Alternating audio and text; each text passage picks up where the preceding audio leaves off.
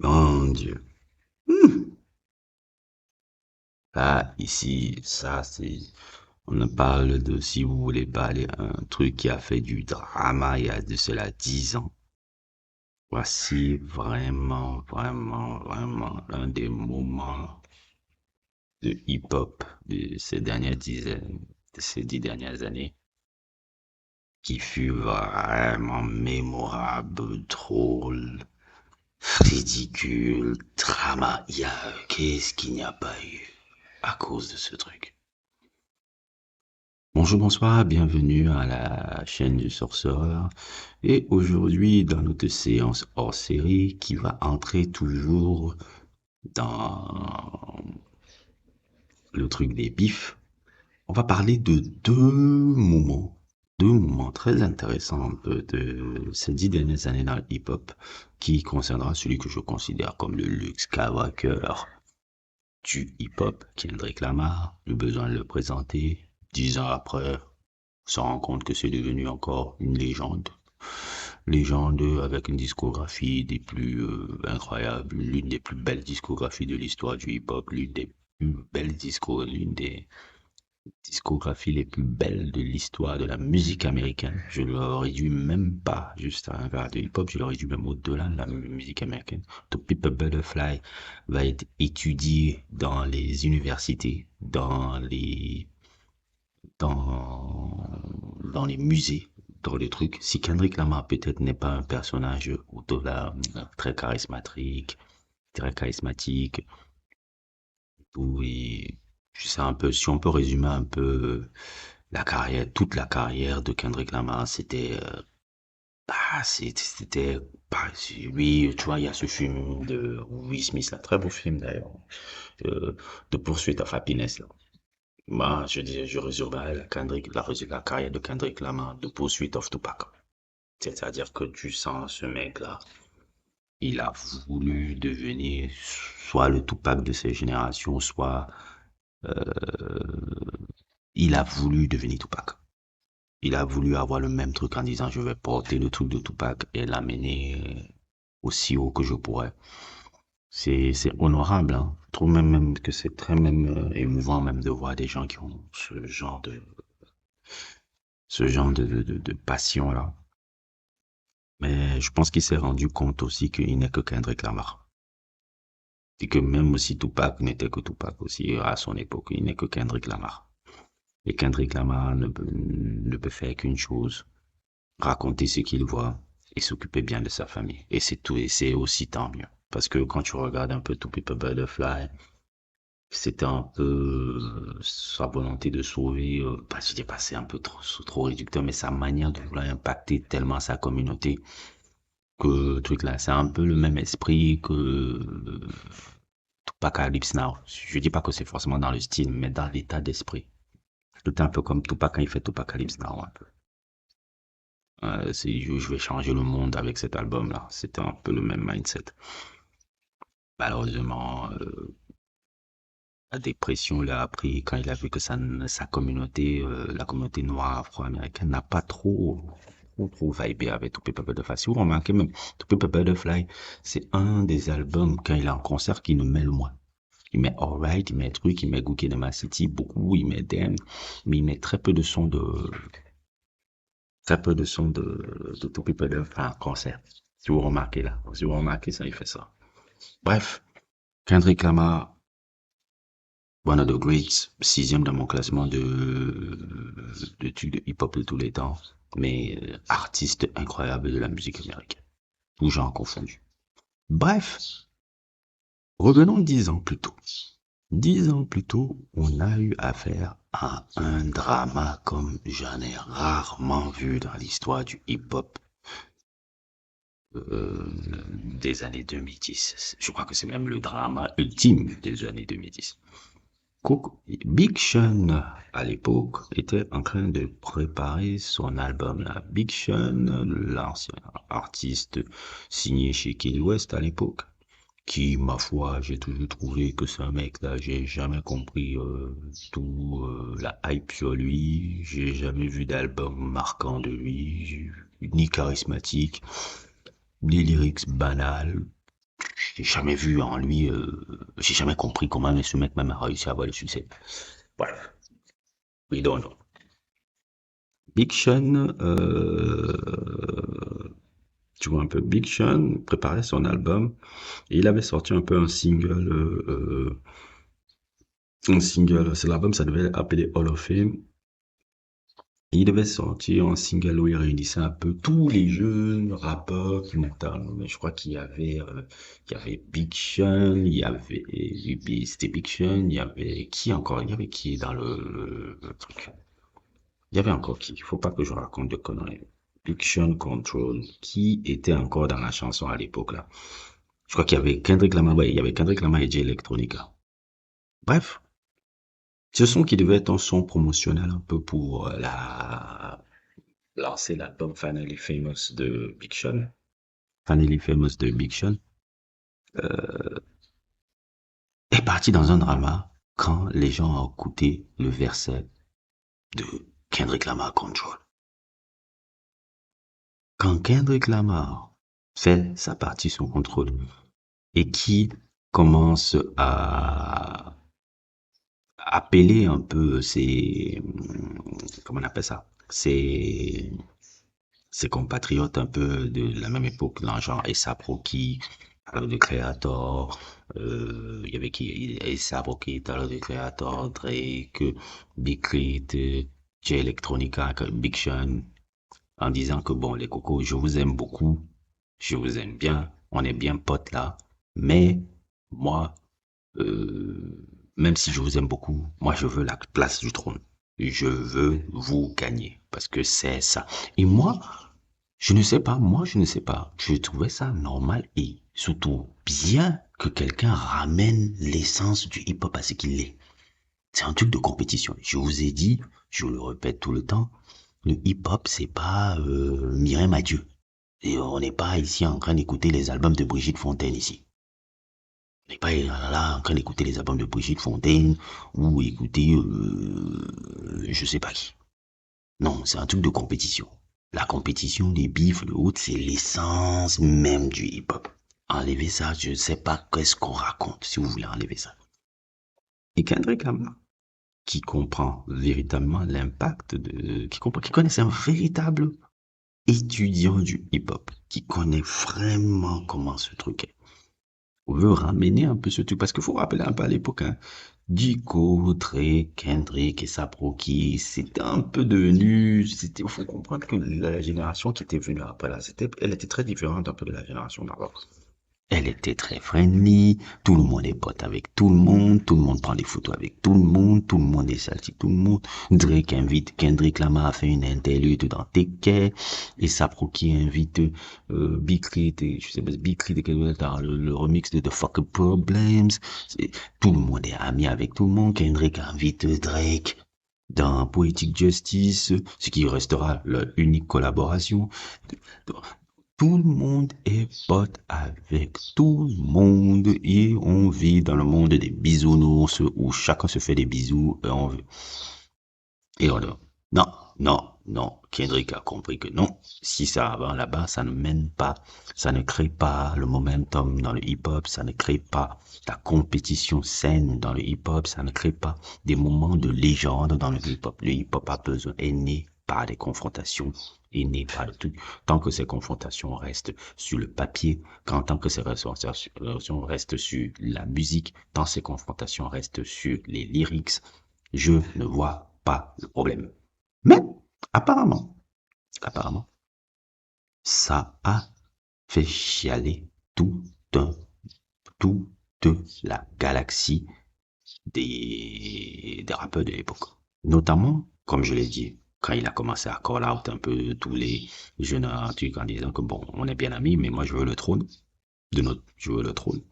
Et aussi quand il a fait la phrase en disant qu'il est le King of New York. Et là alors, ça a réveillé les vieux démons, les vieux démons des années 90. On a pensé à Dog Point, New York, je ne sais pas, ça a réveillé les vieux démons. Là, même Didier est venu réagir et autres et tout. Brother Love est très important dans l'histoire que je vais vous raconter là d'ailleurs. Ça remet tous les fucking démons. Tous les fucking démons, tout le monde a commencé à chialer, et patati, et patata, et Kendrick qui se prend pour qui, oh lololololololol. Big Sean est parti chialer que Kendrick lui a ruiné la promo de son album, parce qu'on ne fait que parler de son verset. Et jusqu'à aujourd'hui, le bif continue entre les deux. Un bif même ridicule, hein, parce que Big Sean, bon voilà quoi. Et d'ailleurs, Humble, c'est pour Big Sean. La chanson Humble, la Sit Down, Be Humble, c'est pour Big Sean d'ailleurs. Et après ça, il y a... Comment on appelle encore ça? Il y a plein de gens qui essaient de leur répondre. Il y a eu plein d'artistes qui ont essayé de leur répondre par rapport à ça. Il y a eu les mecs de Joe Budden, il y a eu les trucs. Mais moi, ma meilleure réponse, je pense que c'était la réponse de Big Crit. Dans, comment s'appelle encore la chanson, la Mont Olympus. Je trouve que Big Crit a très très bien répondu à Kendrick Lamar là. Je pense que Mont Olympus est le seul truc qui pouvait rivaliser un peu avec le truc de contrôle, mais le public n'a pas prêté attention à Mont Olympus. La production, les lyrics que Big Crit a sortis, la manière dont Big Crit essayait même aussi de, pas forcément de répondre à Kendrick Lamar, mais de répondre aussi à l'industrie qui disait que mais les mecs, vous nous, une partie vous dites que les gens du Sud, que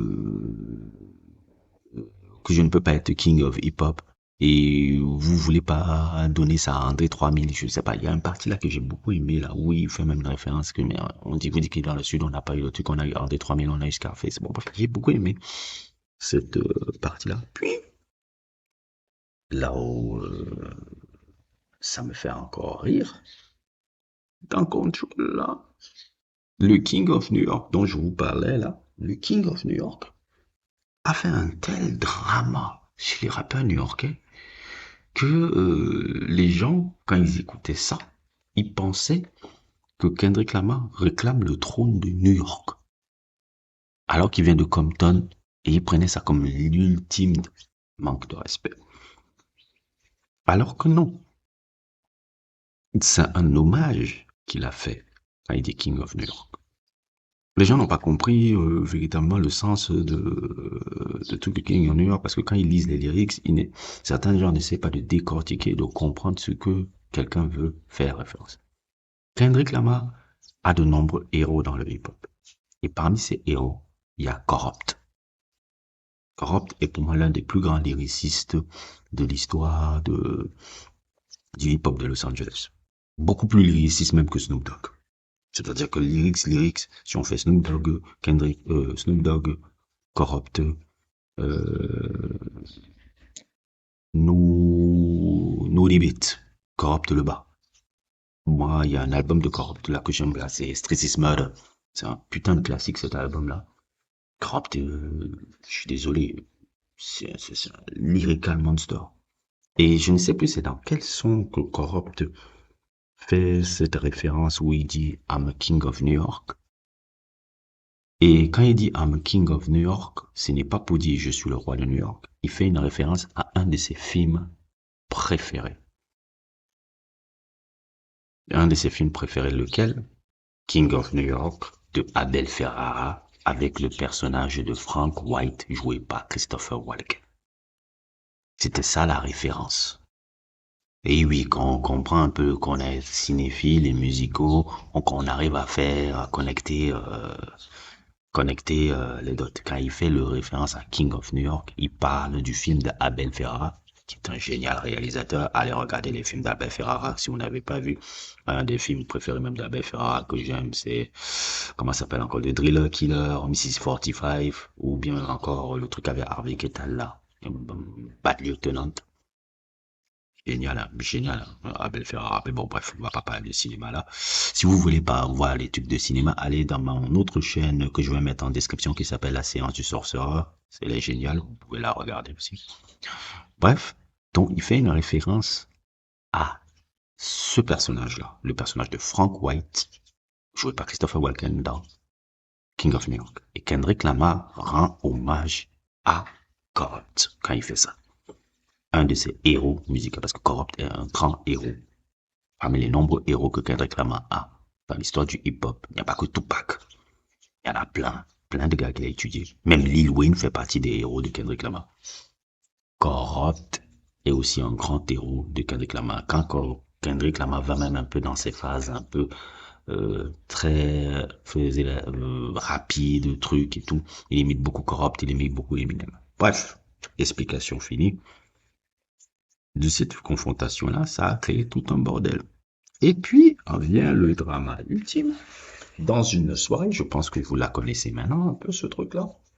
C'est Didi qui avait déjà tweeté sur le truc oh shit et il est toujours un peu dans son double jeu. C'est-à-dire que quand il te tweet un truc qui te fait toujours comme si oui, il est content hein, que ce que tu as fait, oui, c'est le hip-hop, il faut pas blâmer Kendrick Lamar, nanani nanana. Kendrick Lamar ne fait que ramener le hip-hop dans ce qu'il est dans son essence, blablabla. Bla, bla, bla, bla, bla. Je me rappelle à l'époque il faisait ça. Et puis, il part dans une soirée, je sais pas quelle soirée privée, il part, il y a Kendrick Lamar, il y a J. Cole, il y a un peu tous les membres de l'industrie là-bas. Il part voir Didi, vient vers Kendrick Lamar et le confronter en lui disant, hey, donc tu penses que tu es le roi de New York? Il le regarde, il veut le gifler, je crois qu'il veut le frapper, quelque chose comme ça. Et J. Cole s'interpose pour boxer Didi qui voulait boxer Kendrick Lamar par rapport à justement ce verset-là. Ça allait aussi loin que ça. Il a voulu le boxer, le truc, et c'est parti. Ce qui devait même être un gifle sur Kendrick Lamar s'est transformé en une bagarre entre J. Cole et Didi. J. Cole et Didi se sont fightés et autres. Et apparemment, J. Cole de l'histoire, ce que les gens disent, c'est J. Cole était en train de cogner et de débasser véritablement Didi. Comme quoi, je comprends un peu pourquoi le mec, il est un peu le genre de mec qui aime battre les femmes, parce que quand il avait les gars, forcément, il ne gagne pas.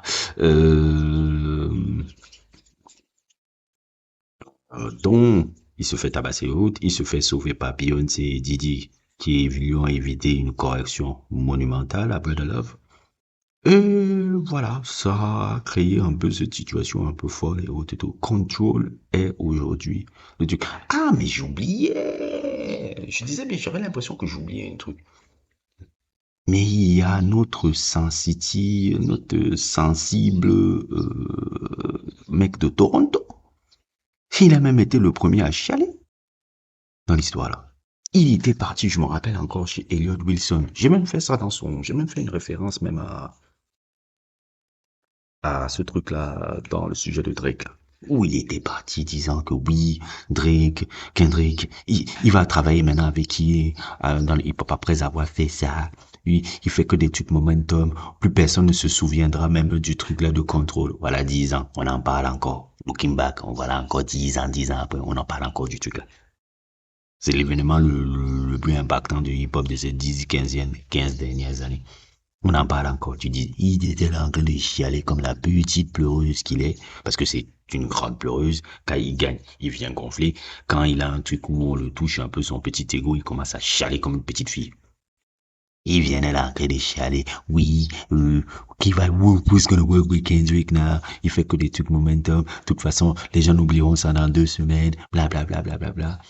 Et Drake, Kendrick, l'a fait une petite réponse dans le cypher à l'époque là, où il appelait un peu Mr. Sensitive avec le pyjama et le bonnet et autres et tout, je sais pas, il avait fait un truc de cypher où il se moquait de Drake, en gros.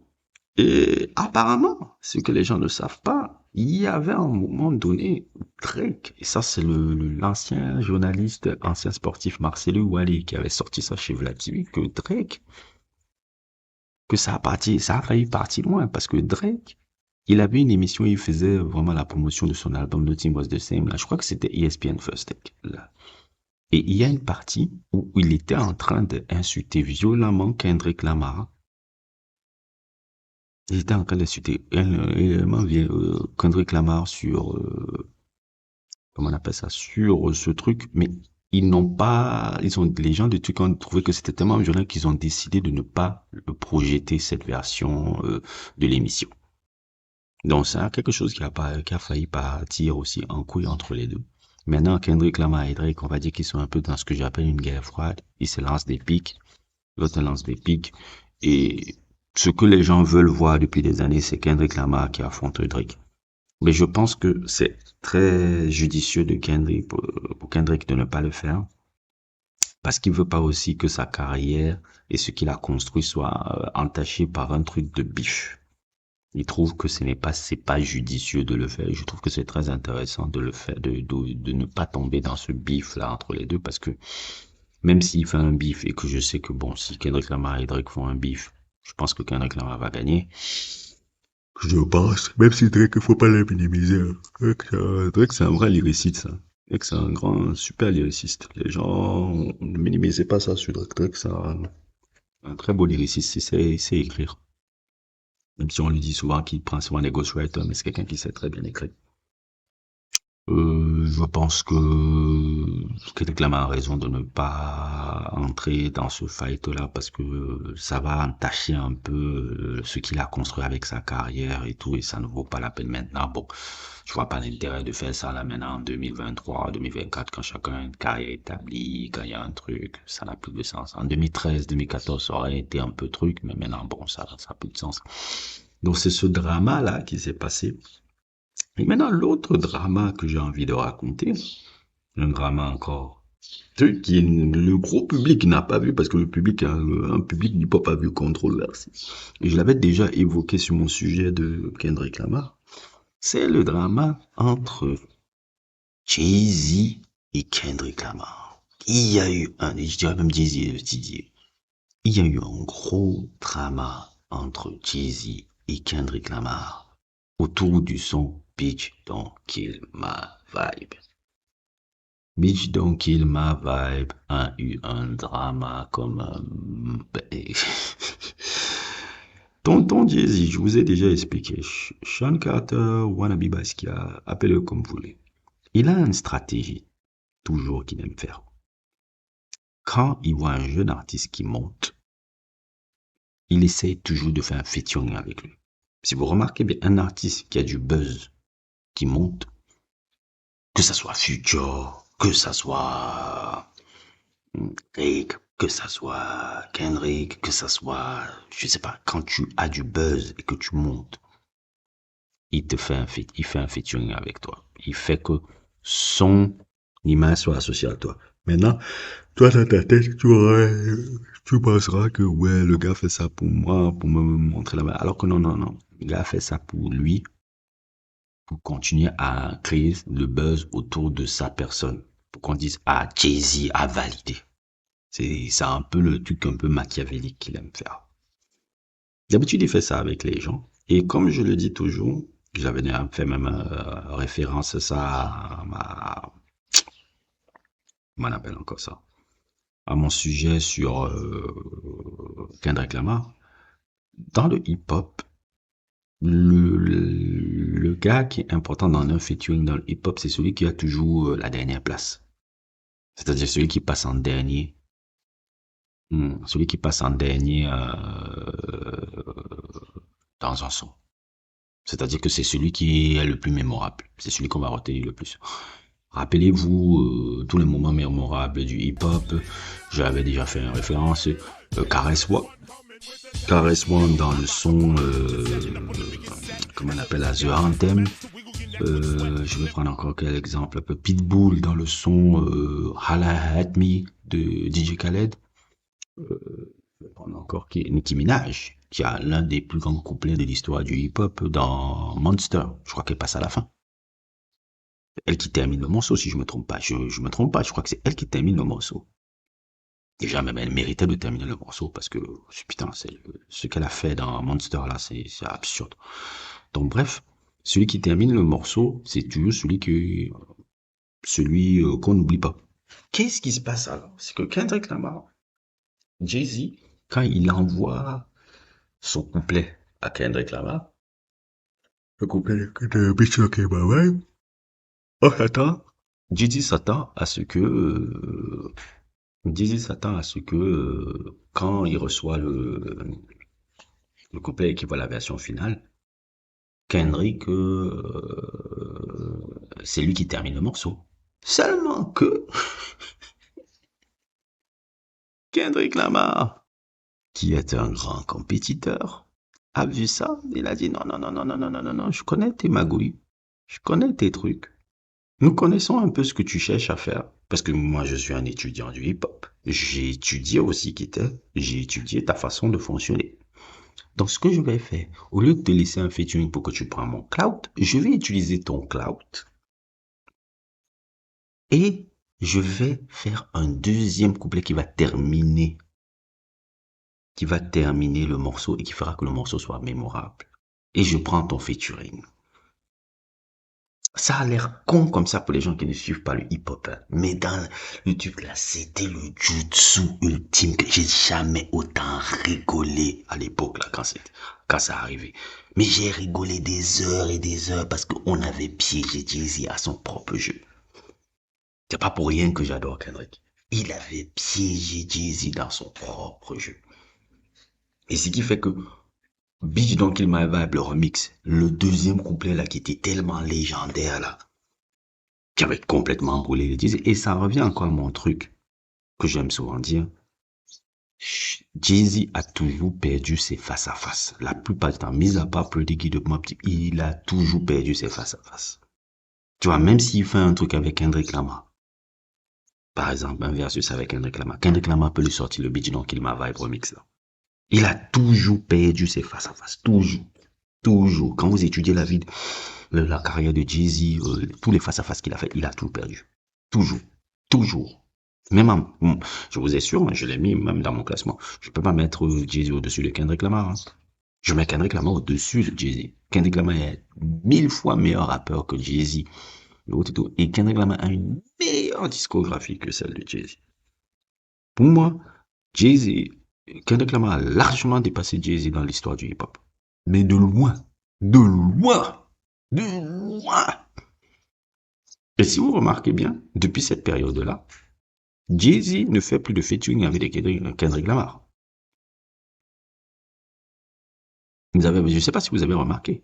Jay-Z ne fait plus de featuring avec Kendrick Lamar. Depuis cet événement de Bitch Don't Kill My Vibe Remix, parce que dans son ego, il a mal pris ça. Il a super mal pris ça. C'est le petit le petit l'a fessé. Il a fait une fessée en termes de promotion marketing et encore plus, il a encore brûlé dans le morceau. Ah, Kendrick, faut pas le voir comme ça, hein. Kendrick, il a un peu la même personnalité que Nas, là. C'est un silent killer. C'est-à-dire, c'est le genre de gars, il a la calme, là, comme ça, là. Mais il est très ambitieux, très compétiteur.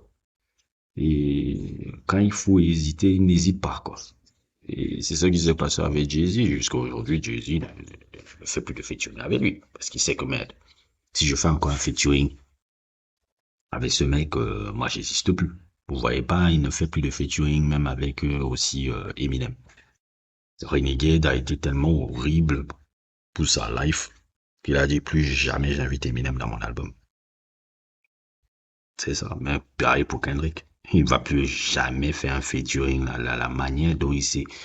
Donc Kendrick l'a exposé, l'a déchiqueté dans Bitch Don't Kill My Vibe, le remix à partir du deuxième couplet là. Jamais. Jay-Z, il a une image à protéger, il ne fera plus jamais de featuring avec lui. Bref, c'était un peu ma petite histoire un peu du hip-hop sur Kendrick Lamar Control avec le petit bonus un peu sur le drama sur Bitch Don't Kill My Vibe remix. N'hésitez pas à liker, n'hésitez pas à vous abonner et à plus pour d'autres aventures.